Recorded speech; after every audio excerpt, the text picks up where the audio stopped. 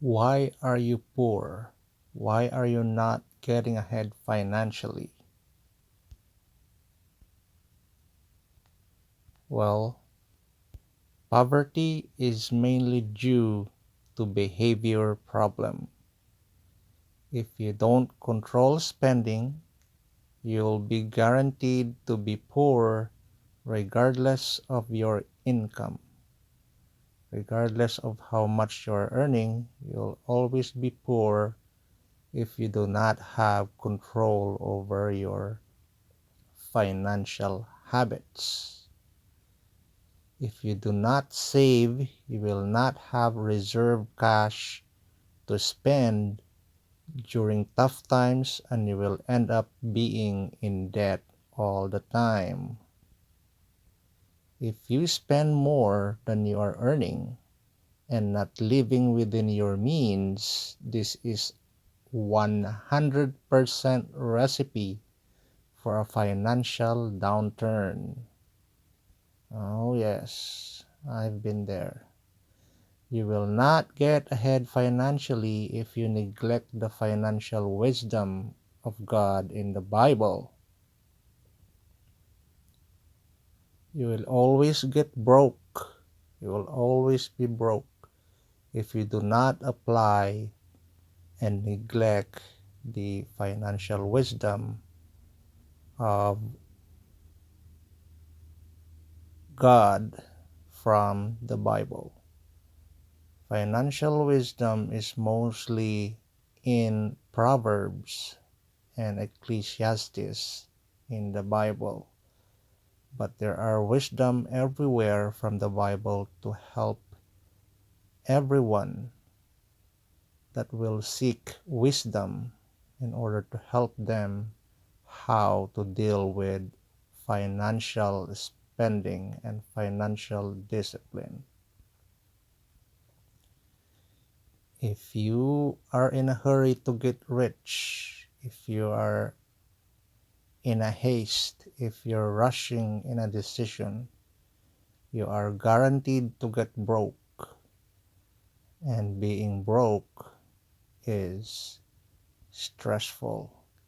So here I have included a sermon from a pastor in from the Church of Greenville in South Carolina, USA. His name is Pastor Jonathan Crosby, and I hope you will gain some wisdom, and you will gain some understanding to help you to control your spending in order for you to help you in your financial problem. Here is a proverb commentary from the pastor.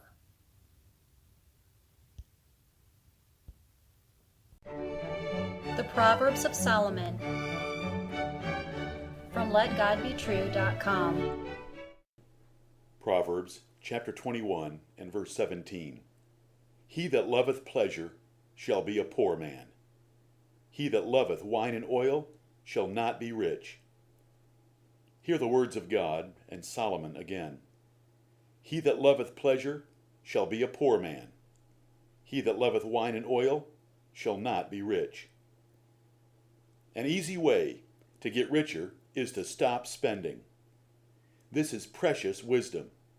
God cares about your financial success, and he inspired King Solomon to write this proverb that is now before your eyes. It is not the high cost of living that hurts most people, but the cost of high living. The typical American is addicted to an extravagant lifestyle that keeps him poor and stressed. The pleasure, wine, and oil of Solomon's day are the entertainment, toys, and eating out of today. Individuals, businesses, and the nation are financially sick and dying due primarily to excessive spending. Most spend more than they need to spend, but many men crave pleasure and luxury, and they spend themselves into poverty. These people are always in financial trouble. but they never stop wasteful spending. They are convinced they deserve and need the things they buy. They will always be poor. Though many of these people have adequate or better income, they spend it all and then some. Bankruptcies of all kinds are on the rise. Benjamin Franklin, a founding father of America, summarized Solomon by saying, "A penny saved is a penny earned." Reducing your spending is the same as raising your income. If Ben were writing today, with the average marginal tax rate of 28% in America, he would say, "A penny saved is 1.4 pennies earned," reflecting the tax effect of income taxes. If that sentence lost you, reducing expenses by $1,000 is the same as increasing your income $1,400 for the average taxpayer. Some men live within their means, but most do not. In economic theory, the desire to increase spending as income rises is the propensity to consume. In America, it is often greater than 100%. Spending increases faster than income, and they cover the difference with credit cards, installment debt, and mortgage debt. They never pay off a house, for when they get close to paying off their mortgage, they buy a bigger house, whether they need it or not, or they refinance the old house and take the equity out of it to spend for leisure and toys. The love of pleasure and luxury crushes them, for they have created what they consider needs that they cannot justify or afford. But some men can live modestly, even though rich and successful. They do not love pleasure, wine, or oil. Sam Walton, the richest and most successful American when he was alive, continued to drive a pickup truck accompanied by his bird dogs. Warren Buffett, the greatest investor and second richest man in the world, still lives in the same little house he bought over 40 years ago and is content with a burger and Coke for his daily repast. Eating out is not a right. It is an extravagant and luxurious privilege. It is a terrible habit unless your income covers all financial duties with quite a bit left over. Your grandparents hardly ever considered eating out. Eating out hurts the budget more than most any other expense. In one generation, Americans expect to eat out almost daily, or several times a day. Many women no longer cook at all, and they think it cruel and unusual punishment to hear about it. Brown bagging is considered an insult to the dignity of most Americans. They are in love with Solomon's wine and oil in this proverb in restaurants. Debt and poverty are coming. Rejecting economy, most restaurants pander to gluttony. In a nation craving convenience and extravagance, they are the popular places to be. You must spend more to obtain the original pleasure. For $200, a couple is enticed to eat 5,000 calories each with drinks, appetizers, soup, salad, entree, dessert, taxes, tip, babysitting, and gas. For $20, they could have had a carpet picnic at home of wine, Italian bread, and cheese with candles in the bedroom, and they would have not have been bloated and tired when they went to bed.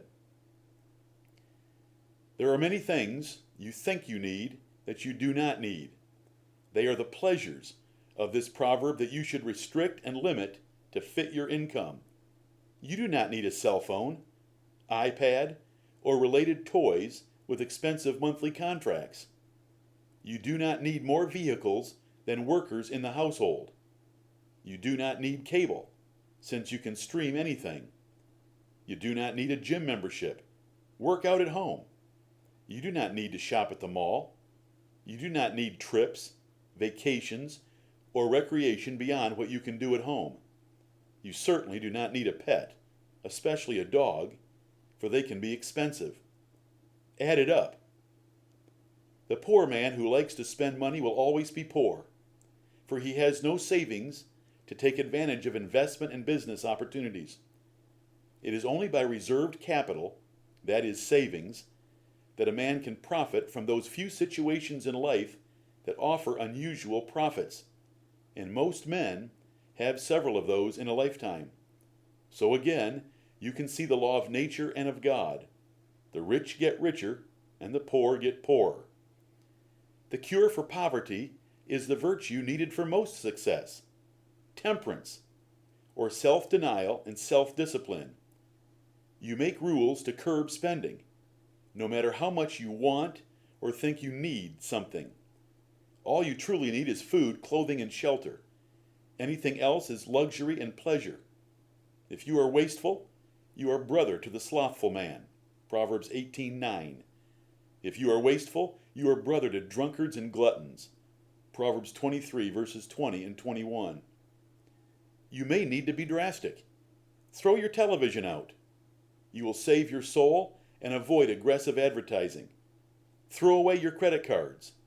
You will hinder impulse buying and avoid the highest interest rates in the market. Vacations are not a right. They are luxurious privileges of those who have their finances in order. Reject the pride that says you cannot buy used cars, homes, furniture, appliances, or even used clothing. Your children, especially infants, do not need the latest anything, and nor do you. You live among spendthrifts. You face high advertising and peer pressure all day. Federal and state governments go deeply into debt to cover wasteful spending. Businesses and consumers follow them, all greedily gorging on comfort, extravagance, luxury, and pleasure. God calls you to be financially temperate and to teach this virtue of discipline to your children. Real financial independence is living within your means and trusting your Heavenly Father. One good family practice, unheard of in this wasteful generation, is to see how cheaply you can live for 1 month. Cancel the newspaper. No eating out for 1 month. No video rentals. No entertainment away from home. No unnecessary driving. Stick to a basic menu. Turn off lights and set the thermostat back a few degrees. You can teach your children to appreciate what they are used to, and you can show how to economize if and when necessary. Another good family practice is to live on a budget, something governments and most citizens no longer do. While budgeting can be made complicated and intimidating, there is a simple solution. Whenever you have income, such as a paycheck, pay God first. Make your savings contribution second. Deposit some money into an account for household emergencies third. And pay all your bills or set aside the money for them. You are now free to indulge yourself on the money that is left. Most will realize they need more income, which means they have been living above their means and are fools on the way to the poorhouse. Loving the pleasures of this world will also make a man spiritually poor, for you cannot love this world and Jesus Christ. They are mutually exclusive. He demands your total devotion to Him. Lot chose the well-watered plain of Jordan and the city of Sodom, to the loss of his family and perpetual shame in the church of God. But Moses gave up the pleasures and riches of Egypt for the reproach and poverty of the people of God. He was a great success. If you mind earthly things, the lusts and pleasures of this world, you are a belly worshiper, according to Philippians 3, verses 18 and 19. You have backslidden into soul poverty and spiritual prison. You do not love God, for you cannot do both. It is the love of money and the things it can buy that steal and destroy the souls of men. If you instead choose to lose your life for Jesus Christ, only then will you truly find it. Amen.